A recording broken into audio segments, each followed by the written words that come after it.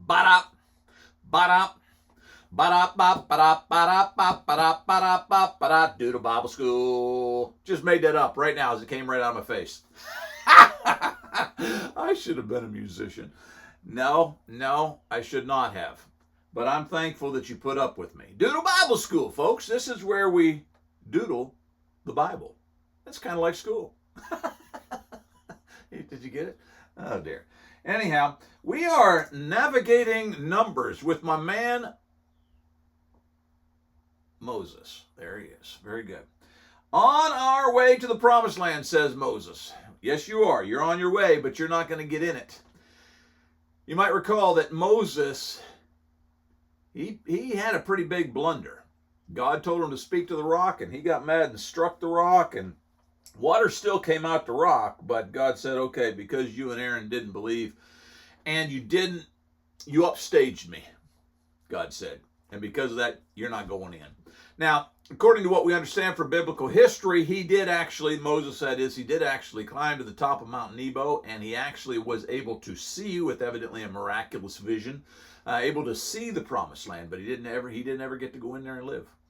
And so it's kind of a tragic story, if you will, but at the same time, Moses was a tremendous leader of God's people, which I think shows you that, even leaders can fail. And so if you're a young person, remember, mom and dad aren't perfect. And you're not perfect. When you get old, you're not going to be perfect either. We need to have a spirit of forgiveness. And I believe that God did forgive Moses. You know why I believe that? Because it says that God himself buried Moses. God did. I mean, that's pretty awesome. Earlier on, you saw where God himself spoke to Moses face to face. And so, Moses messed up. And there was consequences that had to be with regards to that. Just like with you. If you mess up, there's discipline that has to be had. But that doesn't mean that you can't be forgiven. And it doesn't mean that you are somebody that's necessarily a bad person. It's just you need to grow. And Moses grew. He was a very mature individual when he turns the reins over to Joshua there towards the end of his ministry. But anyhow, we're navigating numbers, and as we're navigating numbers, we go through 5 segments, as most of you might recall. And the first segment that we have is Do the Doodle. I'm hoping that today's doodle is a little less complicated than last week's, because I'm telling you what, last week's was a booger. You guys remember last week's? Here, it'll show you up. It'll show you on the screen here. Last week's was this one right here. Man, that was a tough one. Remember? And I drew a horrible picture, and you laughed at me and everything. But that's okay. It's all right to laugh at old Sonny Child. What we got going here, though, is we're going to take a census. Anybody know what a census is? I say census, and you say, yeah, we're going to take a counting of, the people. Every once in a while, our government will take a census. And they will make sure that everybody's household is counted, how many people, and that kind of thing, just to kind of keep up with the population of the country. And it helps them in making all kinds of taxing us, etc. But in this particular case, they're taking the census largely because they want to find out how many fighting men they have in the camp, because they're fixing to go take over Canaan. They're going to be involved in a lot of battles. So what we want to do here first, so let's just draw us a dude, okay? All right, we got us a dude here. And there you go. And I want you to notice that the dude is here, okay? And this is his shadow. Shadow. All right, can everybody see that? So there's your 2. Everybody got the 2? We can even bring it around here.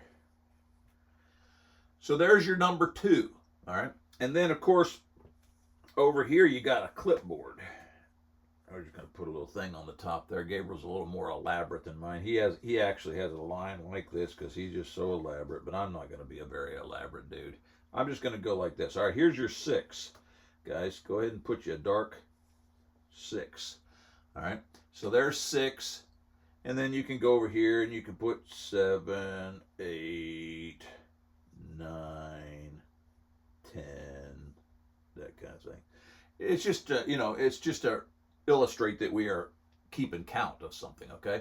But here's your big one. You want the 6 to be a big fat one, because that's our number, right? Big fat 6. So 26. That's not too bad, guys. Certainly a lot better than last week. When Gabriel drew me his, oh dear, I got something on my thing here. We can't have that. I have marred my thingamajig. Can you guys see that? How do we get that off, guys? Cindy's going to have a fit, or maybe 3 fits. Oh, dear. I bet it don't ever come off. And now Cindy's going to be sunny, because she spent a lot of time making this thing for me. I don't think it's coming off, guys. Oh, pray for Sunny. I may be in trouble. Oh, dear. Anyhow, what was I saying? Oh, yeah. Remember last time? It was really a tough picture. When Gabriel drew me this one, though, I thought to myself, you know, that kind of looks like he's got a Superman cape on. I don't know if that helps you to remember the number 2 or not. But there you go. In chapter 26, we're going to take a census. We're going to count a whole bunch of folks. Here we go. Let's move on into this. So, if I were to ask you a couple questions from segment number 1, my 2 questions would be this. What is the theme of Numbers chapter 26? One word. Census. Census. I suppose if your mom and dad let you get by with it, you could just say counting.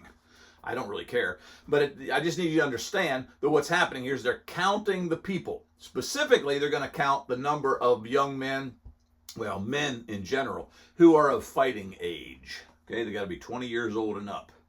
Can you doodle the picture? Wampus. Yes, you can, because look, we done did it. All right, let's be silly. Love my man with the big eye. It kind of looks like he has a black eye, but if he does, I don't know why his eyeball's so big. But anyhow, it is. What kind of water doesn't freeze? I'd like to know that kind of water, because that's the kind of water I want to get from my well. Because every winter, my pipes freeze. And I've got to get out there in the cold. And I don't like it. What kind of water doesn't freeze? I'm going to tell you what kind. Hot water. If we could just run hot water through our pipes every day, then there you go. But who wants to drink hot water? I don't. It's cool. Yeah. But anyhow, that's the kind of water that doesn't freeze, hot water. Moving on. Segment number 2. This is where we're going to make a memory, folks. Doing, doing, doing. Here comes my brain over here, and he's exercising. So what we need is a memory verse. So let me just go ahead and I'll put the memory verse up here as Moses comes dancing onto the screen. And he says, look, guys, all you got to do is say it 5 times. Now, I know what you're saying. Sonny, this is a lot longer than last week. I know. But, hey, you got to go with what you got, all right? Take a census. There's our word. Take a census, take a census, take a census, take a census, take a census. Ha, ha. Got 5 of them in already. Take a census, take a census. I got it. That's 7. Of all the congregation, of all the congregation, of all the congregation, of all the congregation, of all the congregation. We now put it together. Take a census of all the congregation. Take a census of all the congregation. See what I did? Now you got it in your head. Boop, boop, boop.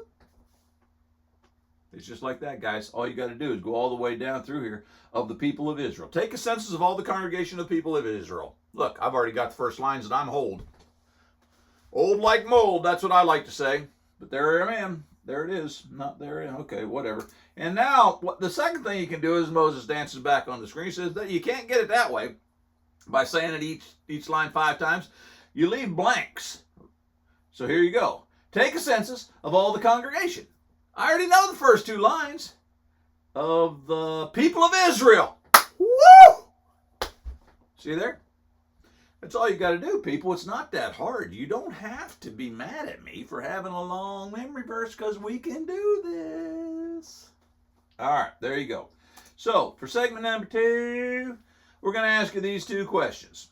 Number 1, what was the youngest ageist? What was the youngest age of men to be counted? That's a good question, Sonny. We didn't read that far. Okay, all right, we'll go back and get it. I got to go all the way back here, though, don't I? There it is.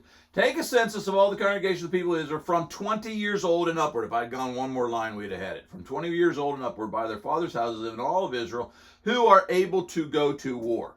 So that is the point. We're taking a census of all of the men who are at least 20 years old. That means that we feel like that by the age of 20, they're able to go to war. They're able to hold a sword, be an army dude, and get out there. All right, so there you go. The youngest age of men to be counted was 20. 20. Can you quote the memory verse? No, but I think I can get you the first 2 lines. All right, here's a man with a lollipop. What did the energy drink say to the bread? I guess they were sitting on the counter at the same time, and the energy drink looks over at the loaf of bread and says, "Hey, bread." Some of these jokes are a little out there. All right, what did the energy drink say to the bread? It said, "Quit loafing around." Get it? Energy drink, that's associated with muscle up, being active and all that kind of thing. And then the bread's just laying there loafing around. Write that one down. That was pretty good. Okay, here we go. Segment number trace. That would be 3 if you're speaking the language of Spanish, which I am not, for I know not much Spanish. But we're going to ponder a passage here. And we're going to stop and think, and then we're going to say, As you looked at that passage, or as you look at this particular passage, I think that there are 5 things that should stick out at you, probably more, but I've underlined 5 things that'll help you as you prepare for the final fair test. Here it is. After the plague, remember the plague? Phinehas, last chapter. Remember old Phinehas? And he stabs those 2 people who were being nasty, and the plague stops. Okay. After the plague, the Lord said to Moses and to Eleazar, son of Aaron, the priest. Now, if I'm not mistaken, that Eleazar guy is the father of Phinehas. I think that's right. Check me out, last chapter. Anyhow, so Moses and Eleazar, not Elias, Moses and Eleazar, son of Aaron, the priest, he says to them, take a census of all the congregation of the people of Israel from 20 years, that sounds like our memory verse, 20 years old and upward by their father's houses, all in Israel who are able to go to war. So, what was the purpose of the census? Now, there's more to it than just this. It's not just so that we can have men know how many men we've got to put in battle. It's also going to have a lot to do with how we divide up the land once we get there, etc., etc. But specifically, what we're doing right up here initially is God is saying, Moses, we need to know what kind of size of an army we're going to have. And so I want you to count all the men 20 years old and up. So he does. Verse 3, and Moses and Eleazar, the priest, took with them and Moses and Eleazar the priest spoke. No wonder that sounded funny. They spoke with them in the plains of Moab by the Jordan at Jericho, saying. So where does this event happen? As far as taking the census, it's hard to say. Where is it going to happen? It's going to happen near the Jordan River. Now, what do you know about the Jordan River? You know a lot about the Jordan River. Yes, you do. That's where Jesus was baptized. That's where John the Baptist was baptizing. The Jordan River is a pretty famous river in the Bible. Well, that's where we're at. We're right there near the Jordan River. Take a census of the people from 20 years old and upward as the Lord commanded Moses. Now, if you skip down all the way to the end of the passage, then it says verse 63. These were those listed by Moses and Eleazar the priest who listed the people of Israel in the plains of Moab by the Jordan at Jericho. What he's saying is, if you go back and you read the previous passage, and notice I got ... that means I've eliminated something there because I don't have space on the screen to get it. But you read through the rest of the passage, and it's going to talk about all the various tribes and how many was in the tribes and all that kind of thing. And so that's what he's saying. This is the list that they make. But I want you to notice the second thing. It's not just that they made the list near the Jordan River. Specifically, it was near what city? Jericho. Very good. Jericho. I've been there. Been to the ruins. There is no real Jericho, but I've been to the ruins of Jericho, and that's true. Verse 64. But among these, there was not one of those listed by Moses and Aaron, the priest, who had listed the people of Israel in the wilderness of Sinai. For the Lord had said to them, they shall die in the wilderness. So, of all the people that are listed during this census, no one who was back at Mount Sinai, all those people, they're dead. Now, there's a few exceptions at this point, okay? And he's going to talk about that here in a moment. But clearly, Moses is still alive also, okay? But the point is that all those folks who did not believe, you remember? They sent the spies into the land, and the spies came back, and 2 of them said, hey, we can do this. 10 of them said, no, we can't do this. Those 10 led the people of Israel into a rebellion against God. They didn't have faith, And so God said, okay, you're going to die in the wilderness. So all of those people got old and died in the wilderness. But they had kids while they were wandering around the wilderness, and their kids are the ones who are going to get to go in. Okay? And verse 65, for the Lord had said to them, they shall, oops, what in the world, Sonny Childs? Sorry about that, guys. I touched my screen. I got a screen toucherable thingabadinger. Anyhow, the Lord said to them, verse 65, they shall die in the wilderness. Not one of them was left except Caleb the son of Jephunneh and Joshua the son of Nun. So the two people, and guess what? These are the two spies that were faithful. These are the two that came back and said, hey, we got this. God's got this. We can take it. They got to go in because they were faithful. Moses isn't even going to get to go in, but these two guys are, and Joshua is going to lead them. So, Caleb, what do you know about Caleb? You need to research that, but that's going to be a question. The research part's not going to be on your test, but the question is, who besides Joshua is going to get to go in? Caleb. Very good, very good. And just so that you have it right here in plain English, I'm going to go ahead and list those questions for you. That's going to be on your final test, folks. 5 questions that I think you can do. You got them? Screenshot them? Moving on. Moving on. Let's be silly. Love this guy, the twirly head thing guy. What did the man say after he bought a wig for just $1? That's a pretty cheap wig if you think about it. What did the man say? He bought him a wig for just $1. We got something crawling on the screen. Oh, it's on that screen. You guys can't see it, but there's a big old ant right here in the middle of the screen. Oh, he's no longer there. I flicked him. What did the man say after buying a wig for just $1? He said, it was a small price to pay. Toupee is a different word for a man's wig. Toupee. So it was a small price because he only paid $1. It was a small price to pay. I actually thought that was probably one of the few jokes I tell in this time period together that actually was funny. That was actually pretty good. All right, moving on. Segment number 4, Cuatro in the Spanish language.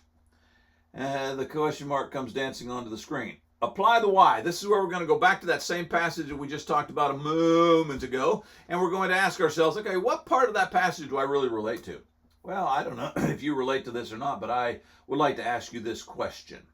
The census is going to count specifically guys who are old enough to go to war. My question for you is this.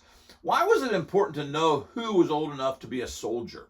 Why was it important for them to make sure they counted all the men who were old enough to be a soldier? And how old does a person have to be today in your country to be a soldier? And the reason I say that because I got many folks outside of America who are watching this. In fact, I'd say most folks who watch this are not Americans. And so I don't know what country you're watching this in, but if you're watching it in Uganda or Kenya or the Philippines or Germany or France or wherever you happen to be, how old does a person have to be in the army, to be in the military? All right, got that? And here, I'll put it up in common English so that you can see. This question is going to be upon your final test. In fact, I believe it is question number 10. There's always 10 questions, and I think this is the last one. All right, you got it? You sure you got it? How many times have you got it? Good deal, you got it. Here's my man with a big tooth. I think he needs to go to the dentist, or he should have gone to the dentist prior to this because it seems like he's lost all the rest of them. I don't know, but he's got a problem. They say that dogs bark 549 times a day. I don't know whether that's accurate or not, but I have known some dogs who were like that. I mean, just yap, yap, yap, yap, yap. That's why I don't have any dogs. Oh, my buddy Dennis is watching. Dennis is from Kenya. He says that in Kenya you have to be 25 years old and above. Thank you, Dennis. That's interesting. So in Kenya you got to be over 25. I think here in the United States it's I think it's 21. It might be 18, but I think it's 21. I'm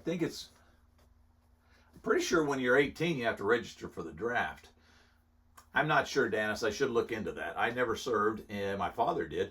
But anyhow, thank you, Dennis, over there in Kenya, my buddy. I appreciate you. Anyhow, they say that a dog barks 549 times a day. And I've known these dogs. Keep you up at night. All right. They say that a dog barks 549 times a day. Well, it's a rough estimate. Roof. Get it, roof. That's supposed to sound like a dog barking. It's a roof estimate. We're estimating the number of roofs. That wasn't too bad. It was a pretty good one. All right, moving on. There you go, with my man Frank. Remember Frank? He's scared to death of tests. But that doesn't matter. We still got to do her. And you're not afraid of them because you know stuff. And I love that you know stuff. Here we go, guys. Here we go. Time to test. Test number 22. 10 questions. There they are. My man Frank pops up again. Still scared to death. But you can do this, guys.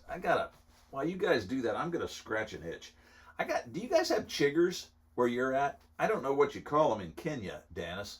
But whatever they are here in Arkansas, they're just little bugs. You can't hardly even see them. And they get under your skin and they itch horrible.